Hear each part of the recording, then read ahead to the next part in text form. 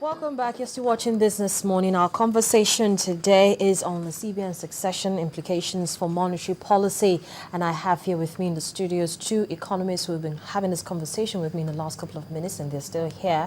Henry Boyo, he's an economist, and Dr. Ayodele Teriba, he's the Chief Executive Officer of Economic Associates. Thank you so much, gentlemen, for sticking around. Thank you, Harry. Well, let's quickly talk about one of those reasons why he had to why the central bank governor Sanusi Lamido Sanusi had to continue to tighten monetary policy. He said it was to ensure a stable exchange rate and price stability, as the case may be. And at some point, we've actually had this conversation, Mr. Boyo, once upon a time when you were Several here. times. Several times we've had this conversation. But just before we get down to it again, let's quickly listen to something he said recently.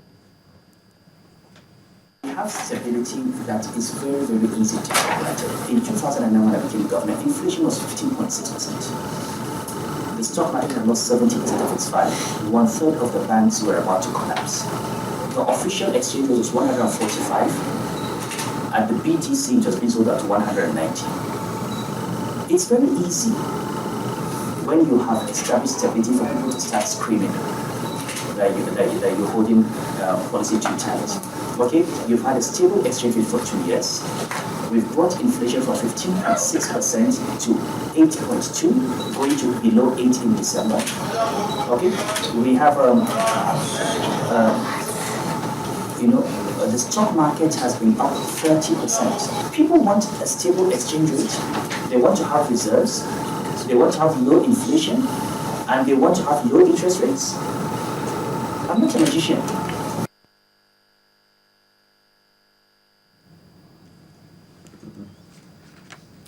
CBN Governor Sanusi Lamido Sanusi. Well, Dr. Teriba, Mr. Boyo, you've actually listened to him. He's, somehow or the other, because of the tightening of the monetary policy, we've been able to achieve stable exchange rate.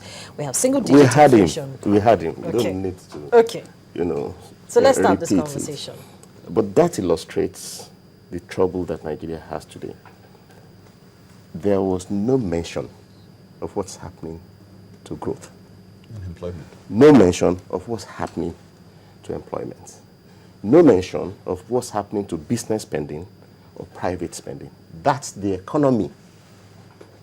We cannot sacrifice real economic developments on the altar of financial markets. Elsewhere, Nigeria is not an island. It's not only Nigeria that is having capital flow volatility. Every country faces it.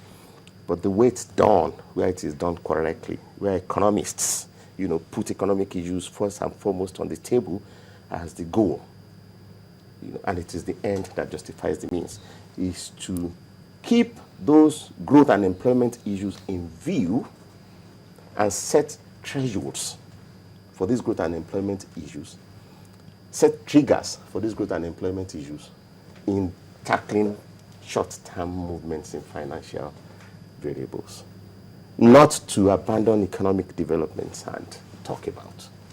Well, is that what it seems like has happened now, that economic development has been abandoned and more attention was focused on financial development? When last did you hear the central bank say anything about the economic activity? When last? About growth, about its acceleration or its deceleration, about employment, or about spending? Whether there is enough to spend. How do you make credit decisions if you are not monitoring spending? If spending is weak, inflation will drop. It's not an achievement. And, you have to be careful that we are not on a deflationary path. If you deliver the growth first, if you are saying that monetary activity supports growth, and in spite of it supporting growth, we are still able to maintain stability in prices and foreign exchange and the rest of it, you'll have achieved something. Okay. If Nigeria goes on, we've spent 5 years just talking about financial activity. If we go on for the next 5 years, the economy will be doomed. All right. So, Dr. Teriba, if I come back to you, Mr. Boyo, one of our viewers, Igodaro, actually sends a tweet. It says, Mr. Boyo should tell us which model the CBN should adopt. I guess it's a question as regards comment you made just before we went on break. Yeah, I will answer Ms. Godaro's question, but I would also want to tackle the issue about what Mr. Lamido Sanusi was saying Please go about ahead. exchange rates, this one, that one, that one. It's clear that the gentleman is confused. There's no doubt about that. What we are talking about here, what Dr. Teriba is talking about, inclusive growth in real terms and what happens in the financial market and financial stability. They don't have to be discrete. They are actually, in most countries, embedded, intertwined, okay? And unfortunately, Mr. Sanusi doesn't seem to realize this, and he's, on one hand, saying, I'm not a magician, I can't. Then if he's not a magician, he can't do it, should have, nicely stepped off Okay, so the let's stage. just quickly answer But that question. but the important thing is that money is central to economic activity. So the control, availability, supply of money is critical. The role for maintaining stability, control, and purchasing value of the money and cost of funds relies with central bank. Unfortunately, if central bank doesn't perform its role very well, you will have a problem like we are having. And because money is critical, it is important that you don't have too much of it in the system at any one time. Historically, over the last 15, 20 years or so, you will have been discussing on this table and on your news bulletins, central bank continuously mopping up money. Yeah. That means there's surplus money in the system all the time. And unfortunately, we never ask ourselves, where does the surplus money come from? What I'm trying to show you is that central bank itself is the villain of what is saying, I'm not a magician, I cannot do. Because when you have too much money in the system, you have a problem. And the deliberate action to stop that problem is central bank, is government going back to borrow back its own money. That's a crime in its own. You know, to borrow back your money at 10, 11, 12%, that's a crime. In addition to that, if you have also flooded the system, simple market dynamics of demand and supply, if you have too much of Naira in the system and you have less dollars, you are going to have what? A depreciation of the Naira value. So the question is, who is busy pumping in this Naira supply every time? How does it come? From where is the Agbomagbe bank that this money comes from? And the answer is very simple. You will find that soon after the monetary allocations to the 3 tiers of government have been made in humongous sums of hundreds of billions every month, okay? The next thing you hear on your news at 10 is government is busy, and you say it in very flowery terms to compliment the efforts of the government to borrow back its own money. And the government, the real villain now comes and says, look, I've been doing this for so long and it doesn't work. And you have never come and said, look, for how long has this been going on? For how long has Nigeria's money being treated in this manner? So if you abuse the value or the flow or the supply of money, you are going to have the problems of high rate of inflation. You are going to have a depreciating currency. You are going to have a situation where government borrows back its own money. You are going to have a situation where the poorer Nigerians become, the richer central banks become, with central banks reserves going over $40 billion.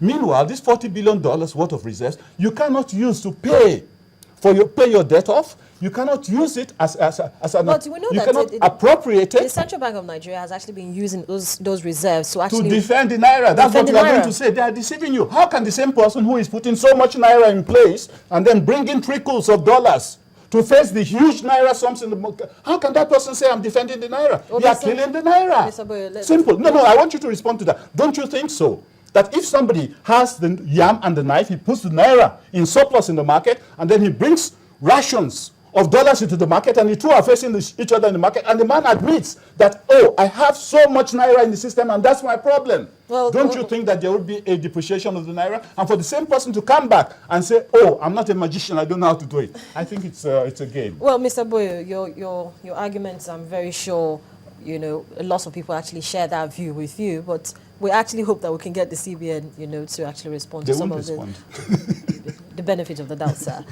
Dr. Teriba, you wanted to add something to... Well, no, just to clarify, you know, that there is a difference between supervising banks and providing money supply. Okay. Now, banking supervision, there is this general notion, you know, that you need a banker because of banking supervision and the rest of it.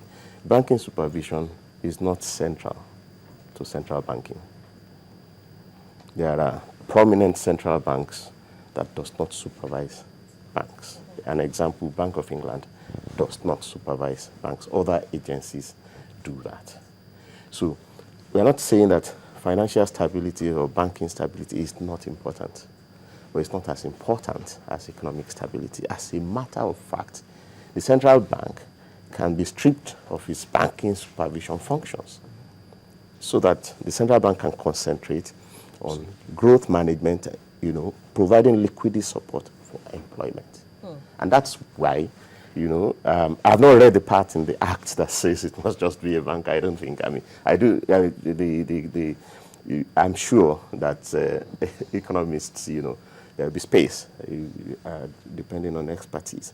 So that's why I think Nigeria has to move towards de-emphasizing the role that central bank has to play in day-to-day supervision of banks, because it's not just banks that needs to be supervised. There are other financial institutions that are equally as important as banks, which are not currently being supervised by the central bank.